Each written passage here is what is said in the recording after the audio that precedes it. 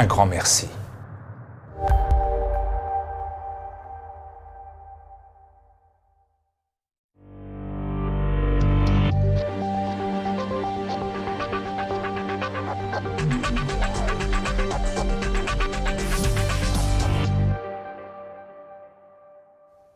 Bonjour à tous, bienvenue dans ce nouveau numéro du Samedi Politique. Au programme de cette semaine, la liberté de la presse est-elle morte et enterrée ?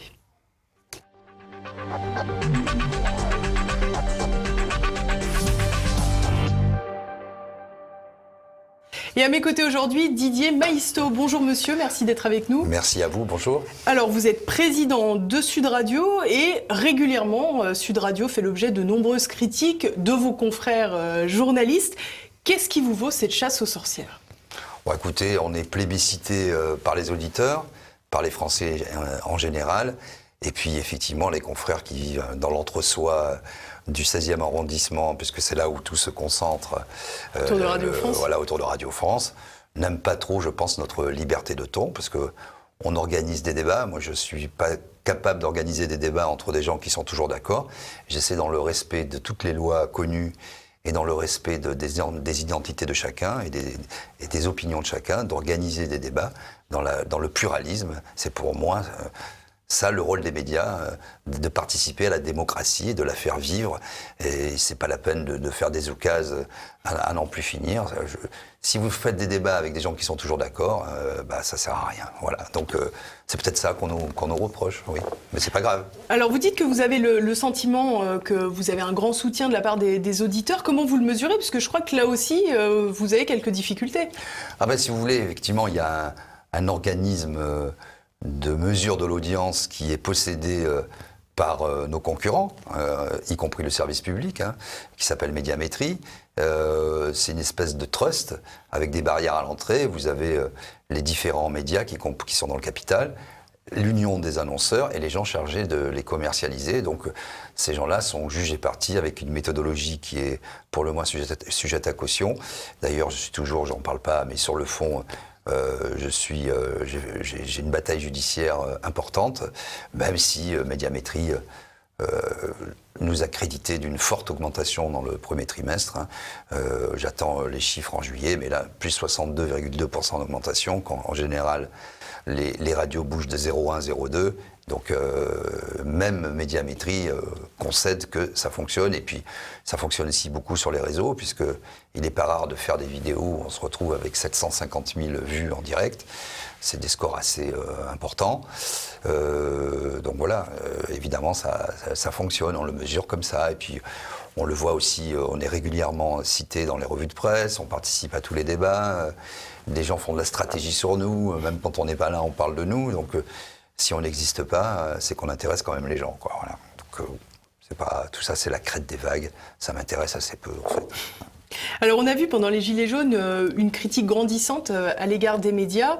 Ce que je vous propose, c'est de regarder un petit micro-trottoir. Comme souvent nous le faisons, on est allé voir les Parisiens, on leur a demandé leur point de vue sur les médias et surtout sur leur manière de traiter l'information. Le problème du média aujourd'hui, c'est le recul. Alors, on ne sait plus si le média est juste ou il n'est pas juste, si c'est faux ou c'est pas faux. Si c'est vérifié avant qu'on nous informe. Répéter, déformer, oui. Mais la vraie information, je ne pense pas. Comment qualifieriez-vous le traitement médiatique de la crise des Gilets jaunes ? Trop. Je pense qu'il y avait trop de partis pris.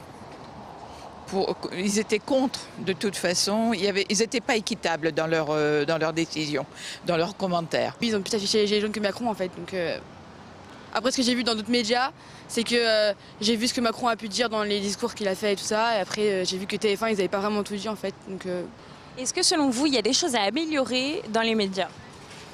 Oui, avoir un petit peu de retenue, de discernement, de bon sens, et puis parler peut-être d'autres choses, des choses qui vont bien. Dire toute la vérité, juste ça, moi. Enfin, franchement, sinon le reste, c'est bien, je dis en général, mais sinon il y a vraiment le fait qu'ils disent pas vraiment toute la vérité par rapport à ce qu'on voit sur les réseaux sociaux. Mais qu'ils soient un peu plus neutres dans leurs décisions, dans leurs commentaires, etc. Le problème du média aujourd'hui, c'est ça, c'est toujours négatif. Il faudrait faire un journal ou télévisé ou papier ou internet pour les choses qui vont bien.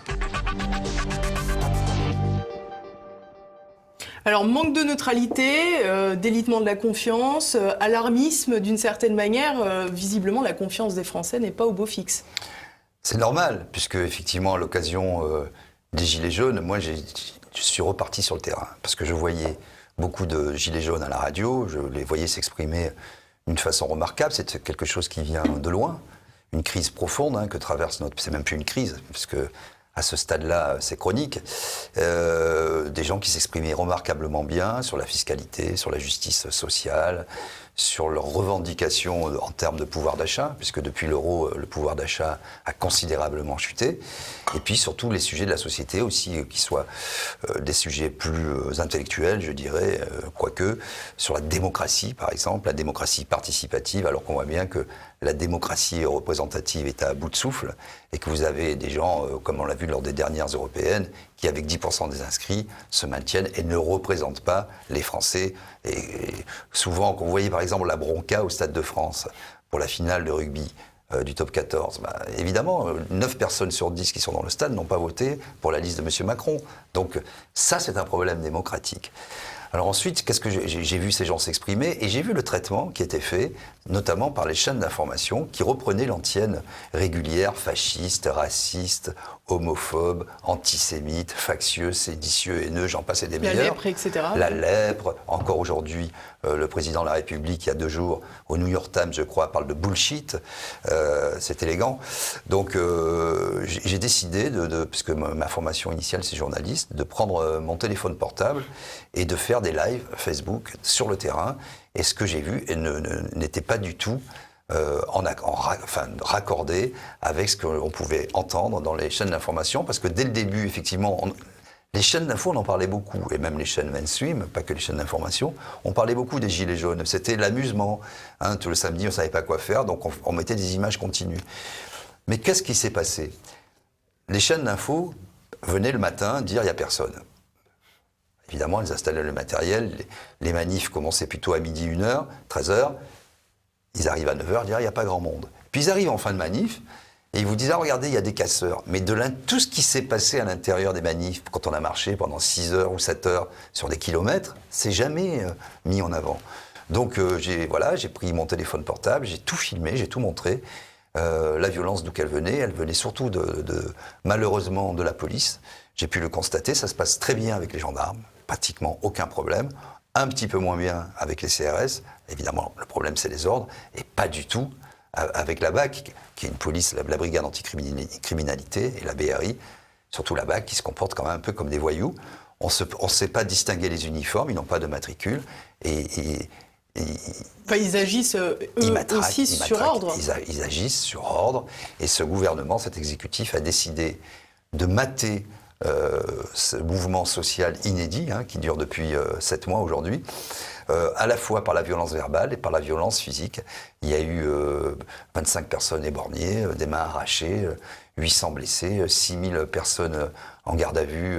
C'est quand même inédit, cette répression. Et puis il y a toute une sémantique, un vocabulaire qui a fait passer cette population, qui sont les pauvres Français qui travaillent. Les pauvres Français qui travaillent, parce que j'entends souvent les idées reçues. Ah, ce sont des gens qui font rien, qui vivent au crochet de la société. Il y a une étude très intéressante de l'Institut Montaigne, qu'on ne peut pas suspecter de gauchisme ou d'extrémisme, puisque c'est un think tank libéral très proche de M. Macron, qui a fait une étude sur les Gilets jaunes. J'invite tout le monde à la regarder sur Internet. Vous tapez Gilets jaunes Institut Montaigne, et vous allez voir en fait que par catégorie socio-professionnelle et par catégorie d'âge, les Gilets jaunes sont plus actifs que dans l'ensemble de la société par catégorie. Donc ce sont bien des gens qui travaillent, cette France périphérique, cette France invisible, cette France des campagnes qu'on ne veut pas voir. Il y a des géographes, Guy qui a fait des livres extraordinaires sur le sujet, qu'on ne veut pas voir. Donc ces gens invisibles se sont rendus visibles, et le système n'aime pas ça. Voilà. Alors justement, ce système n'aime pas ça, puisque visiblement, vous, quand vous avez commencé à les mettre en avant par les réseaux sociaux, vous avez subi quelques attaques. Oui, j'ai subi des attaques du système, mais aussi des attaques beaucoup sur les réseaux sociaux, puisqu'il y a des comptes, c'est assez marrant, cette schizophrénie de l'exécutif, qui veut sans arrêt légiférer contre la haine, la cyberhaine, sur Internet, sur les réseaux, etc. Et qui lui-même fabrique cette haine. Parce que vous avez par exemple Ismaël Lémélien qui l'a reconnu à la fois devant la police, pour l'affaire Benalla, etc., mais qui l'a reconnu aussi devant Patrick Cohen sur France 5 et qui a dit évidemment, il y a des faux comptes, Twitter, c'est la règle. Ça marche comment ? Vous avez des comptes gérés par des vraies personnes, mais qui peuvent en gérer jusqu'à 10, 20, 100, voire 1000. Et puis vous avez des faux comptes qui sont un peu des robots et qui distillent sans arrêt de la haine, de la haine, de la haine. Ça, c'est le premier point. Le deuxième, c'est qu'ils sont très organisés pour faire taire toute contestation. Moi, on m'a supprimé mon compte Twitter. Je ne vais pas revenir sur le sujet, alors que je reprochais, allez, 2 mots, je reprochais à des gens haineux qui souhaitaient des choses horribles à Jérôme Rodriguez après qu'il a été éborgné. J'ai dit, tout ne vaut pas tout, un peu de retenue s'il vous plaît, et c'est mon compte qui a été supprimé. Face au tollé sur les réseaux sociaux, des pétitions, etc., mon compte, 72 heures après, a été rétabli. Ce qui est très grave, c'est qu'il y a une restriction des libertés. On criminalise de plus en plus la parole. Vous avez aujourd'hui, j'ai lu hier Cédric O, qui veut faire un conseil de l'ordre des journalistes. Et il dit, si les journalistes ne sont pas capables de le faire eux-mêmes, c'est l'État qui s'en chargera. Tous les conseils de l'ordre que j'ai pu fréquenter, que j'ai pu connaître dans ma vie professionnelle, sont la corruption. Tous. Bon. C'est un petit groupe de personnes qui s'organisent, qui fait des voyages, qui est juge des partis et qui permet aux gens les plus véreux dans les professions en général de se protéger. C'est ça les conseillers de l'ordre. Moi, il me semblait que jusqu'à présent, dans une démocratie normale, la presse, les médias étaient un contre-pouvoir. C'est pas à l'État de dire ce que doivent dire les médias, c'est aux médias de contrôler ce que fait l'État. L'État, c'est nous tous. Il me semble que c'est comme ça que ça doit marcher. Vous avez la loi Avia qui est en gestation et qui va à nouveau criminaliser un peu plus la pensée, et qui va faire sortir du droit de la presse avec la loi de 1881, qui est certes imparfaite, mais qui est quand même pas trop mal, et qui va remettre en fait les délits d'opinion dans le droit commun. Mais c'est pas possible tout ça. Donc on voit, vous avez aussi les plateformes, vous avez vu hier Facebook, qui dit qu'elle va fournir, selon quels critères on ne le sait pas bien, toutes les IP qui poseraient un problème d'opinion au gouvernement. Mais qui décide ? À partir de quels critères ? C'est quoi une opinion qui est acceptable ou pas acceptable ? Moi je connais que la loi. Il y a la loi, on peut être contre la loi Guesso, la loi s'impose à tous. Point. Je ne connais que la loi et pas des interprétations par rapport à tout ça. À un moment, on est dans Orwell.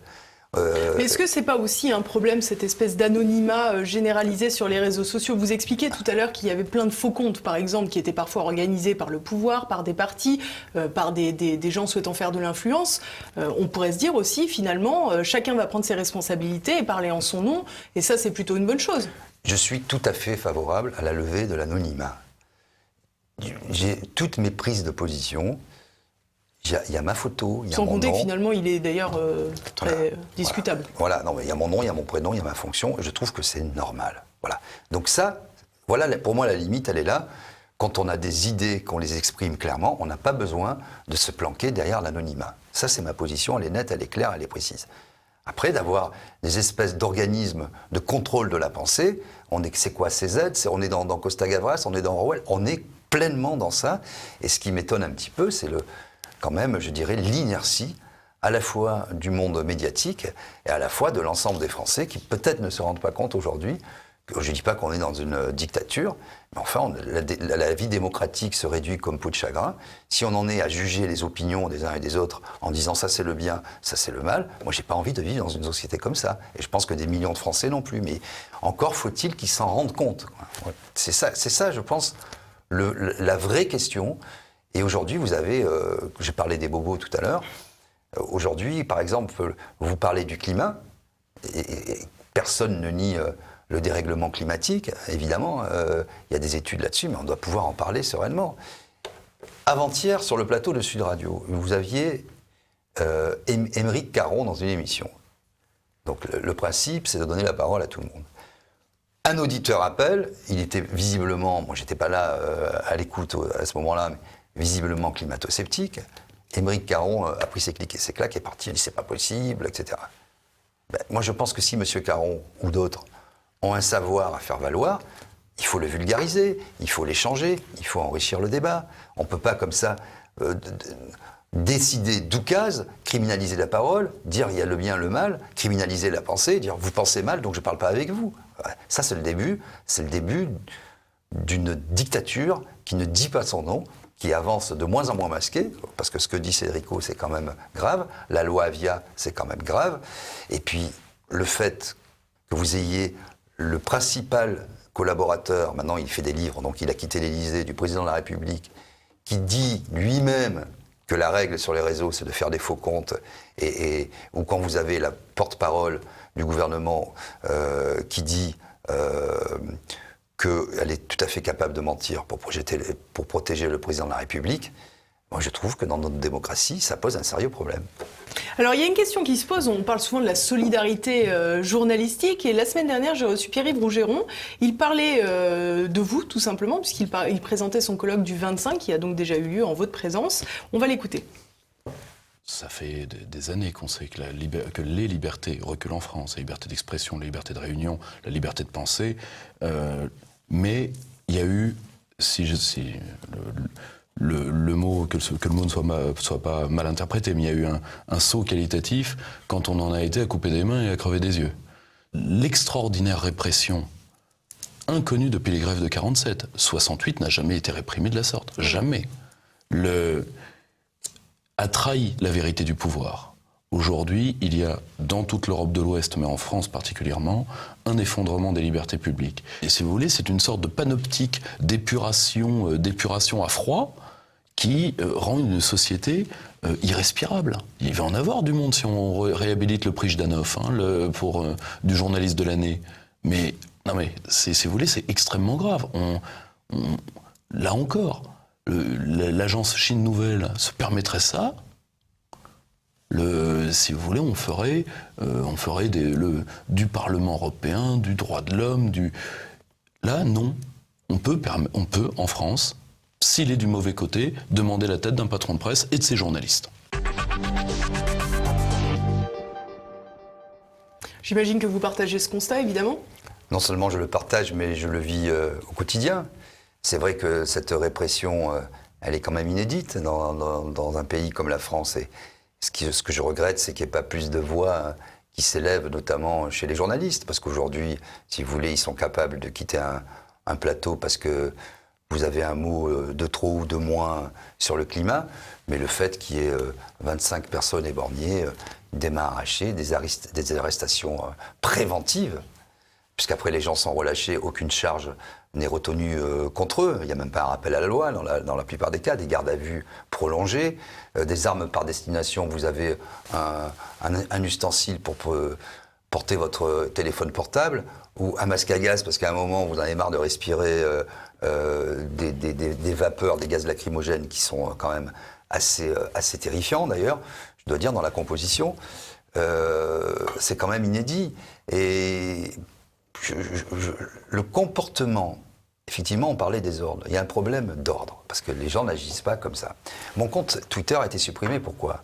D'abord parce que j'ai diffusé dans une salle un dimanche soir des images que j'avais tournées moi-même et d'autres images qui montraient que des policiers étaient infiltrés, déguisés en gilets jaunes. On m'a dit ça n'existait pas, j'ai montré, on m'a dit ah oui ça existe, c'est pour votre sécurité. Des policiers qui étaient déguisés en reporters, qui ont été vus, pris sur le vif par des gilets jaunes en disant mais vous êtes de la police, montrez-nous le... Bon, ils sont partis sans demander leur aide. Et des policiers, je les ai jamais vus casser, mais déguisés en casseurs. Déjà, il y a un doute dans dans le non-uniforme des policiers de la BAC, avec des bombeurs, on voit bien des jeans troués, des joggings, des masques avec des têtes de mort. C'est pas une police républicaine, ça. Donc déjà, on a pu diffuser des images où des gens ont été exfiltrés, vus, pris sur le vif. Donc là, on m'a supprimé mon compte Twitter. Quand vous voyez le comportement de la BAC, moi j'ai fait plusieurs actes, j'en ai fait plein d'actes des Gilets jaunes. Je vois la BAC taper sur des mamies, des papis, des enfants, sans discernement.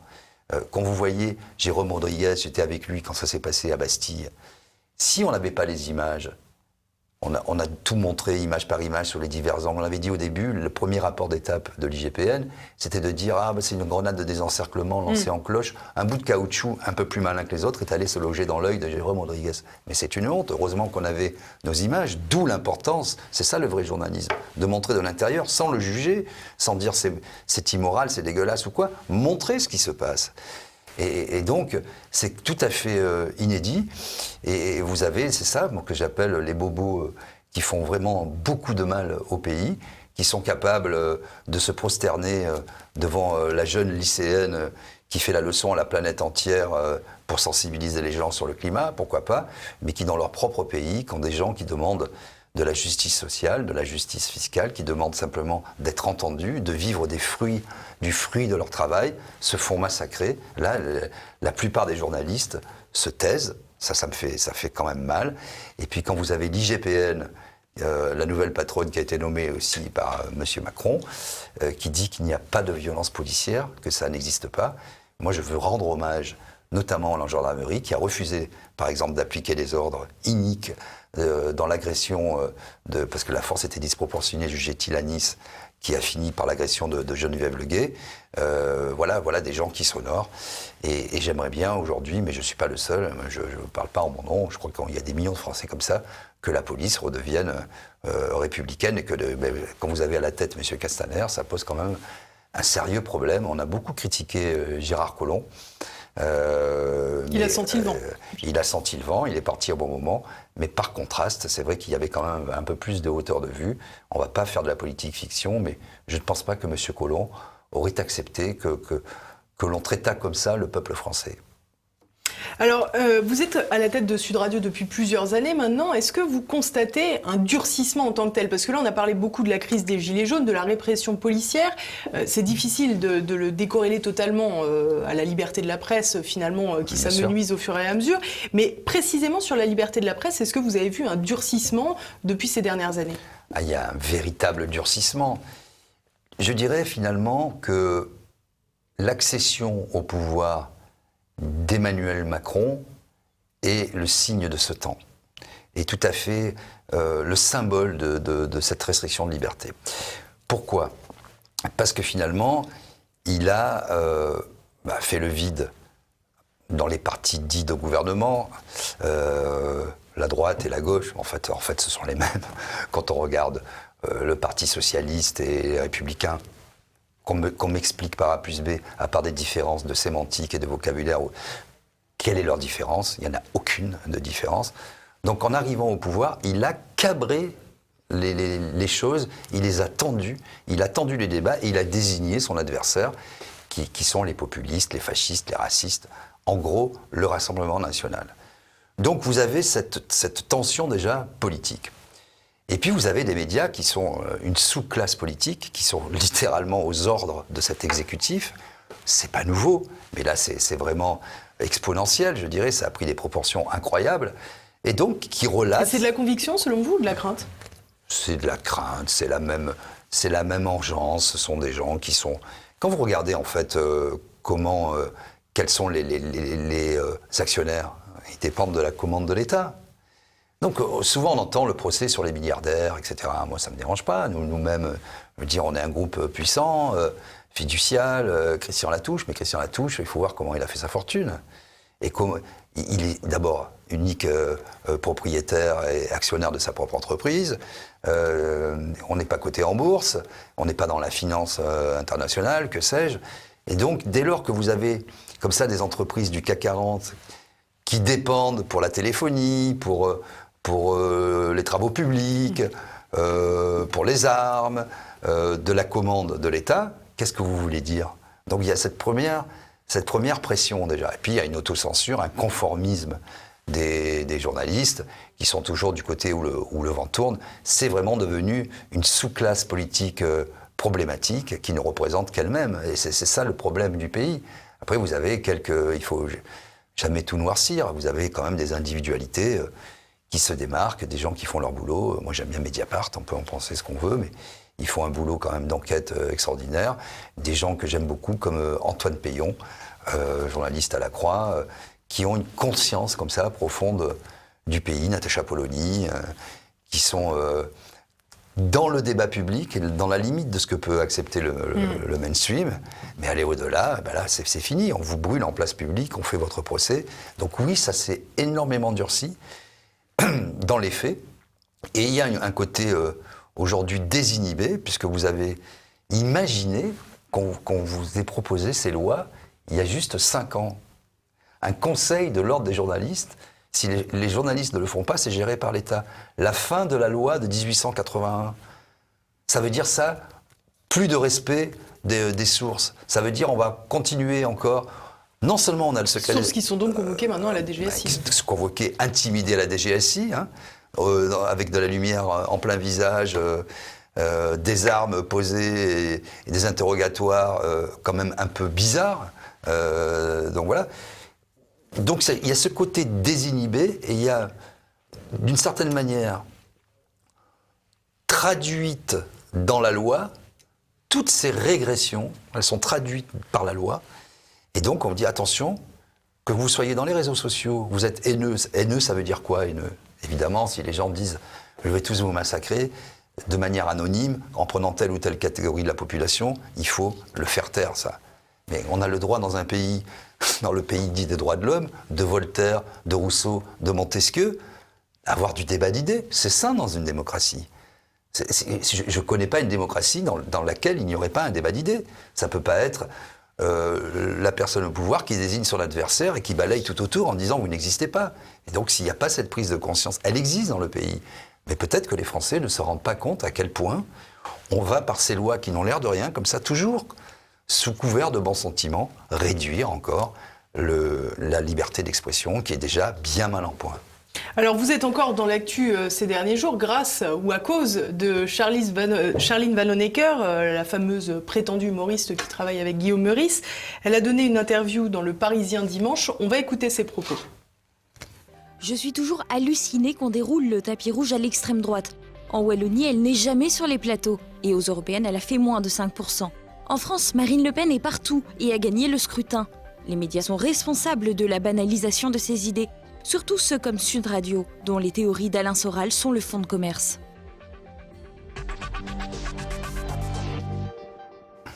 Alors vous avez réclamé des excuses de la part de Sybille Veil, qui est la présidente de Radio France.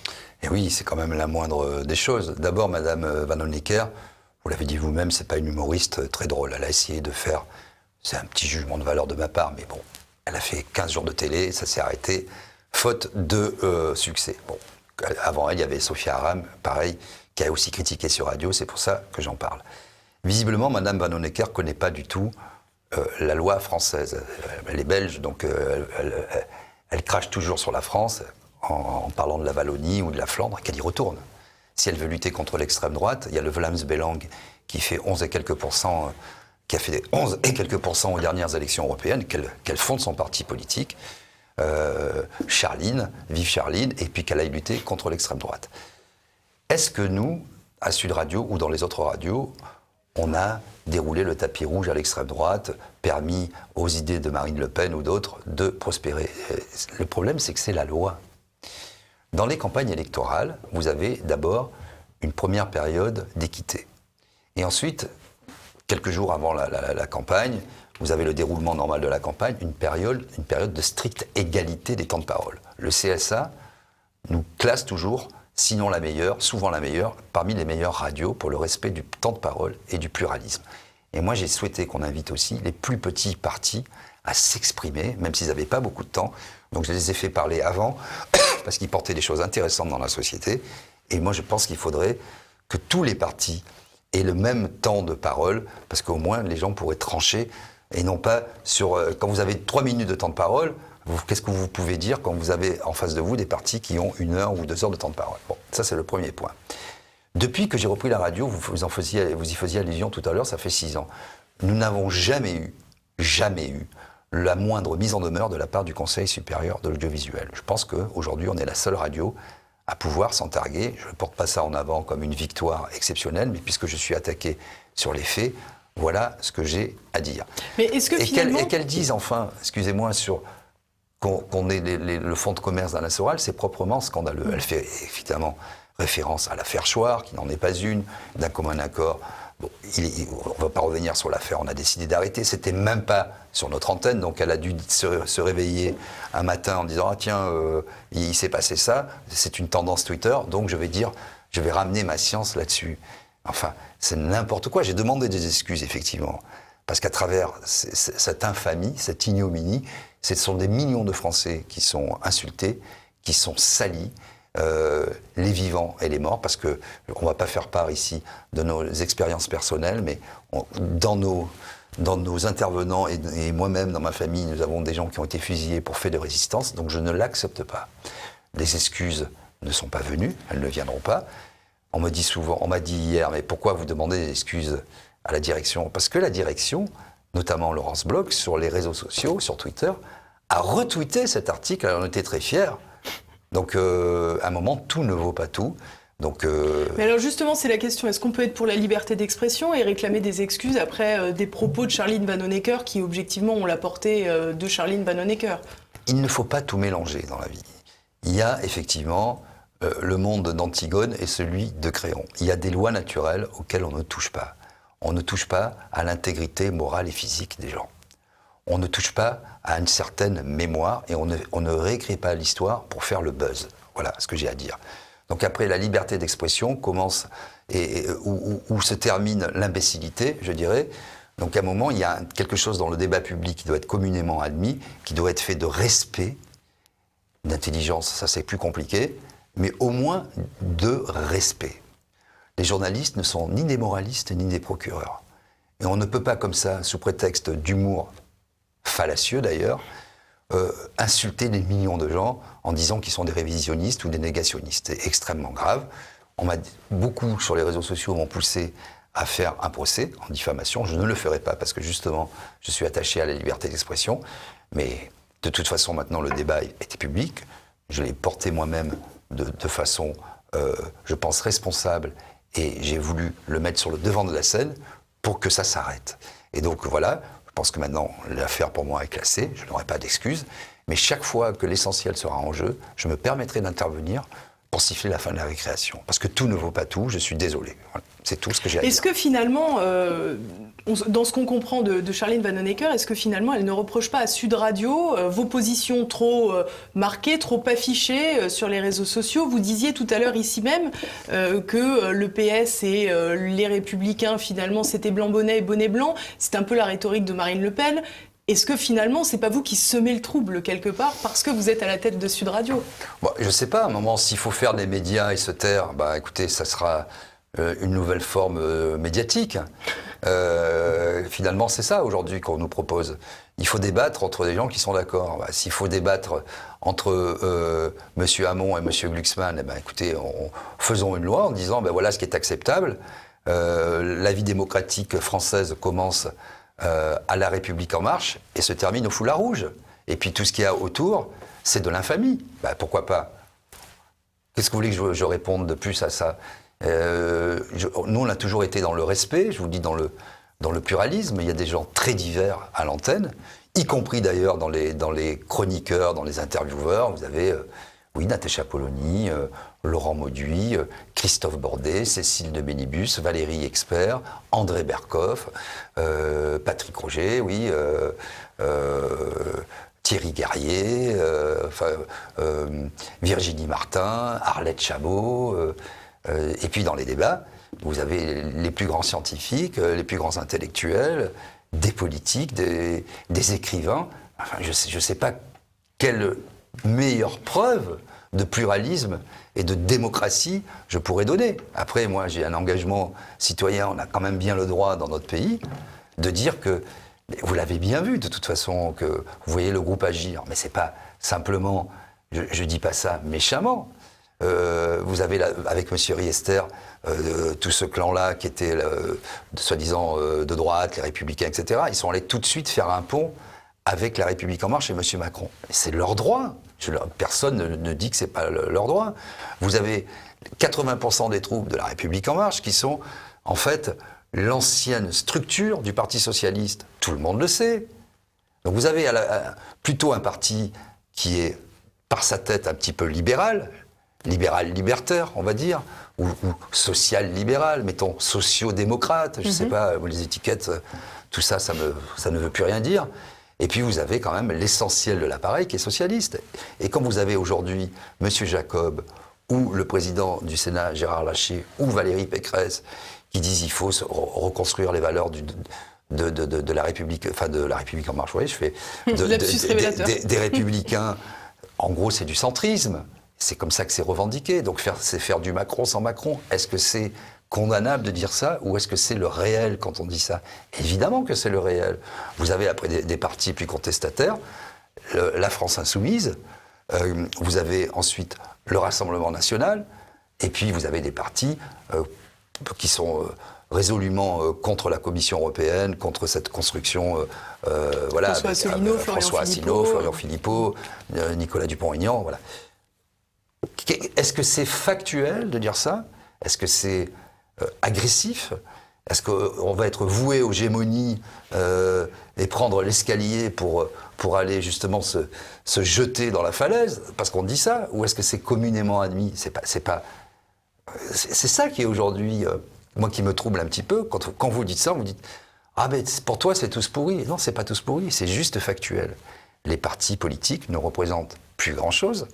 Aujourd'hui, pour se maintenir au pouvoir, mais même, j'allais dire, Marine Le Pen, quand vous regardez le nombre d'électeurs qui ont voté pour elle ou pour La République En Marche, ça fait quand même 10% des inscrits. C'est un problème, c'est un problème démocratique. Et cette démocratie représentative, elle est quand même à bout de souffle. D'où le succès du RIC, qui n'est sans doute pas la panacée, mais qui est une manière pour les citoyens français de reprendre, sinon leur destin, parce que là, ça serait un peu trop religieux ou trop mystique, leur destinée. Avoir à nouveau une prise sur le réel, sur la monnaie, sur les frontières, sur l'immigration, sur la police, sur la justice, sur tous les secteurs régaliens, sur la privatisation des aéroports, peut-être des routes nationales, peut-être des barrages, sans doute. Donc finalement, aujourd'hui, on voit notre pays se déliter. Notre pays qui est vendu comme ça à la découpe, alors qu'on a déjà payé les autoroutes, alors qu'on a déjà payé un certain nombre de choses, et des secteurs stratégiques, quand vous voyez l'extraterritorialité du droit américain qui vient comme ça prendre les fleurons de l'industrie française, on l'a vu avec Alstom, ce scandale d'État absolu. Il y a un député, Olivier Marleix, qui a fait un excellent boulot, et fait un signalement au procureur de la République, on verra bien ce qui se passe, à mon avis, il ne va pas se passer grand-chose, mais vous allez voir ensuite un certain nombre d'entreprises, Total, Areva, des secteurs stratégiques qui vont être attaqués sans qu'on ne puisse plus rien faire, plus rien dire. Donc on est tous européens. Moi, le fruit de mon histoire familiale, personnelle, mon parcours, je suis évidemment européen, mais européen comme pouvait l'être peut-être le Vénitien Casanova, l'Europe de Juncker, de Johnny Juncker, là, elle me plaît pas tellement. Et je suis pas le seul. Les Français ont voté, 55% pour le non. Puis M. Sarkozy est arrivé, nous a expliqué, avec M. Giscard d'Estaing, que nous étions des abrutis, des triples buses, qu'on n'était pas capable de comprendre un texte, qu'ils nous ont revendu par un congrès. En fait, on retrouve par 2 traités, l'ensemble des traités et de la Constitution européenne. Donc voilà où on en est dans la démocratie française. Donc je pense que c'est sain que des gens aillent dans la rue, disent voilà le pouvoir d'achat, voilà les secteurs régaliens sur lesquels on veut agir, voilà pourquoi il y a une injustice à tel ou tel niveau, et on veut se saisir de notre destinée, on veut reprendre en main les choses, on veut pouvoir voter sur des sujets qui nous intéressent, et les représentants, finalement, ne représentent plus qu'eux-mêmes. Depuis lors que la politique est devenue un métier, le métier, bien souvent, de ceux qui n'en ont pas, ils ne vont pas scier la branche sur laquelle ils sont confortablement assis. C'est une évidence, c'est une simplicité biblique. Encore faut-il l'accepter. Et aujourd'hui, le problème dans le débat public, c'est que ces prémices-là ne sont même pas acceptées alors qu'elles sont simplement factuelles. C'est quand même incroyable. Justement, toute dernière question, vous avez évoqué le RIC. Comment concevoir le RIC aujourd'hui avec des médias qui finalement ne respectent pas la pluralité, la neutralité? Comment faire? Puisque si le peuple n'est pas informé, on peut douter qu'il puisse voter en âme et conscience quelque part. Et ça va être toute la difficulté d'instaurer ce référendum d'initiative citoyenne. À mon avis, pour l'instant, c'est compliqué, bien que beaucoup de citoyens soient devenus constituants. parce qu'avec notamment le travail d'Etienne Chouard et d'autres, ça fleurit un peu partout en France. Les gens réfléchissent, se rassemblent, fraternisent, au-delà des étiquettes politiques, parce que ce que j'ai constaté sur les ronds-points, c'est que bien souvent, les gens avaient les mêmes idées. Après, c'est les traditions familiales qui les séparent, fraternisent sur l'essentiel. Donc, comment imposer le RIC ? Il faut continuer à en parler de manière pédagogique, de manière claire, et puis essayer de l'imposer. Ça ne va pas être facile, parce que vous avez vu même pour ce pseudo-référendum qui a été instauré par Emmanuel Macron, bon, c'est pratiquement impossible à mettre en place. Il faut l'accord de l'Assemblée, il faut X signatures. En plus, ça a été reporté au calende grec. Comme tout le monde le sait, les Grecs n'avaient pas de calende, donc on peut attendre longtemps, quoi, voilà. Donc c'est un profond changement de société qui est demandé, parce que ce fameux vivre ensemble, cette tarte à la crème qu'on nous vend dans les médias et dans les partis politiques, on voit bien qu'aujourd'hui, elle a du plomb, cette notion a du plomb dans l'aile. La société, elle est quand même atomisée, balkanisée. Il y a beaucoup de violence entre les gens. Et ce mouvement des Gilets jaunes, qui continuera, qui s'exprime sous d'autres formes, parce que les gens en ont marre, effectivement. Ils n'ont pas forcément de l'argent à mettre comme ça à tombeau ouvert pour venir manifester, puis ils en ont marre d'être violentés, stigmatisés, blessés et mutilés. Donc ça prend d'autres formes, mais ça a exprimé ce réel besoin de la société de refaire nation, de refaire un peuple. Finalement, les Gilets jaunes, c'est le peuple français qui ne veut pas mourir. Vous parliez de Maelstrom tout à l'heure, voilà, qui ne veut pas se déliter, qui ne veut pas se diluer dans ce grand Maelstrom européen, et qui dit on existe, on est visible, regardez-nous, on existe, c'est nous la population française. C'est pas une histoire de religion, c'est pas une histoire de couleur de peau, c'est pas une histoire de race. La France, c'est une idée. Chaque centimètre carré est une flaque de sang. Les gens ont conscience de ça. Et donc, ce mondialisme effréné, le premier mensonge des politiques, c'était l'Europe. Le nouveau mensonge des politiques, c'est l'écologie. Parce que en se référant comme ça à des notions un peu floues, un peu vagues, contre lesquelles on ne peut pas lutter. Tout le monde est pour être en bonne santé, que la planète tourne bien, qu'il n'y ait pas de réchauffement. Donc on fuit les vraies questions et on va se réfugier comme ça dans des causes certes tout à fait ambitieuses, mais qui ne vont pas changer la vie des gens au quotidien. La fin du mois contre la fin du monde, peut-être pas, mais il faut essayer raisonnablement de faire avancer les deux ensemble. Et je pense que d'abord, il faut remettre l'humain au centre, parce que parler de la planète en dénigrant l'humain, ce n'est pas possible.